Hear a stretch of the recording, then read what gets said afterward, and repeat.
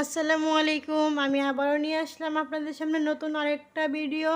তো সেটা হলো গরুর মাংসের কলিজা ভুনা। সামনে আসছে কুরবানি, তাই ভাবলাম আপনাদের সামনে আমি শেয়ার করি গরুর মাংসের কলিজা ভুনার রেসিপি। তো ভিউয়ার্স, না টেনে সম্পূর্ণ ভিডিও দেখুন আজকের আমার এই কলিজা ভুনার রেসিপি। তো আমি এখানে 400 গ্রাম কলিজা নিয়ে নিলাম এবং 100 গ্রাম মাংসটা নেওয়ার কারণে একটা কাজ কি হবে, কলিজাটা রান্না করলে একদমই কলিজার কালারটা যেমন চকচকে সুন্দর দেখা যাবে, তেমন খেতেও অনেক ভালো লাগে।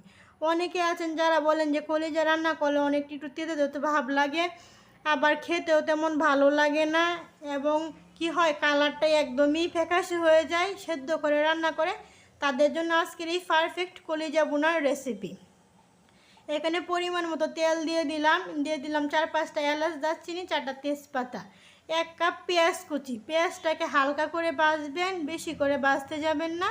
তো এখানে দিয়ে দিলাম অল্প একটু লবণ দেওয়ার কারণে কি হবে, পেঁয়াজটা একদমই গলে যাবে, মশলাটা পারফেক্টভাবে কষানো হয়ে যাবে। এই পর্যায়ে দিয়ে দিলাম 1 চামচ আদা বাটা, 2 চামচ রসুন বাটা, 3 চামচ পেঁয়াজ বাটা। তো এগুলোকে দিয়ে আমি এখন ভালো করে 2-3 সেকেন্ড ভেজে নেব, যাতে কাঁচা ফ্লেভারটা আছে সেটা চলে যায়। এ পর্যায়ে আপনারা জালটা রাখবেন একদম লো আছে, না হয় পেঁয়াজটা রসুনটা পুড়ে যাবে। তো এটা যখন তেলের সাথে কয়েক সেকেন্ড ভেজে নেওয়া হয়ে যাবে, এ পর্যায়ে আমি অ্যাড করে দেব অল্প একটু পানি দেওয়ার কারণে আপনি যে মশলাটা ব্যবহার করবেন সেটা একদমই নিচ থেকে লেগে যাবে না। 1 চামচ জিরা গুঁড়া, স্বাদ মতো লবণ, 1.5 চামচ মরিচের গুঁড়া, 1 চামচ হলুদের গুঁড়া, 1 চামচ ধনিয়া গুঁড়া। এগুলাকে দিয়ে এখন আমি ভালো করে তেলের সঙ্গে ভেজে নেব। এই পর্যায়ে আমি আবারও কি করব, অল্প একটু পানি দিয়ে দেব। পানি দেওয়ার কারণে মশলাটা একদমই পারফেক্টভাবে কষানো হয়ে যাবে।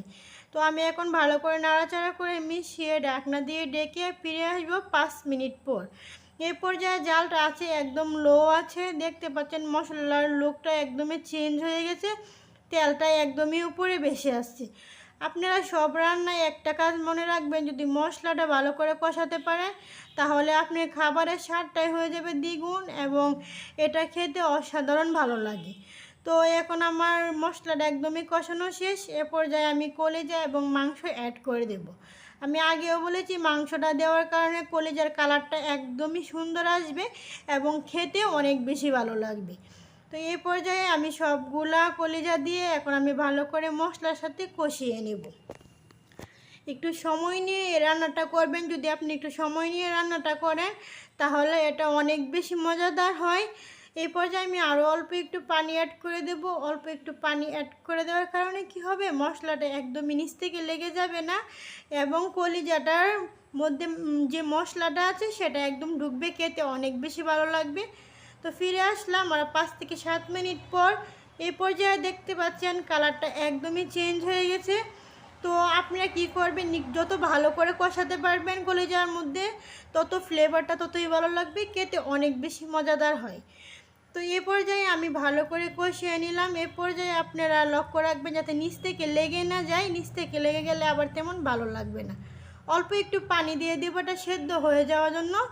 তো এখন আমি ঢাকনা দিয়ে ডেকে 4-5টা কাঁচামরিচ দিয়ে ঢাকনা দিয়ে ডেকে ফিরে আসবো 10 থেকে 15 মিনিট পর। এ পর্যায়ে জালটা থাকবে মিডিয়াম টু লো ফ্লেমে, তাহলে মাংসটা ভালো করে সেদ্ধ হয়ে যাবে। তো দেখতে পাচ্ছেন আমি আবারও নাড়াচাড়া করে একদম ঢাকনা দিয়ে ডেকে ফিরে আসবো আবারও 5 থেকে 7 মিনিট পর। এই পর্যায়ে আমার টোটাল রান্না করতে সময় লেগেছে 30 থেকে 35 মিনিট। তো দেখতে পাচ্ছেন আমার ঝোলটা একদমই শুকিয়ে গেছে। এ পর্যায়ে আমার জালটা একদমই অফ আছে। তো আপনারা অবশ্যই কমেন্ট বক্সে জানাবেন আজকের আমার এই রেসিপি কার কার কাছে ভালো লাগলো।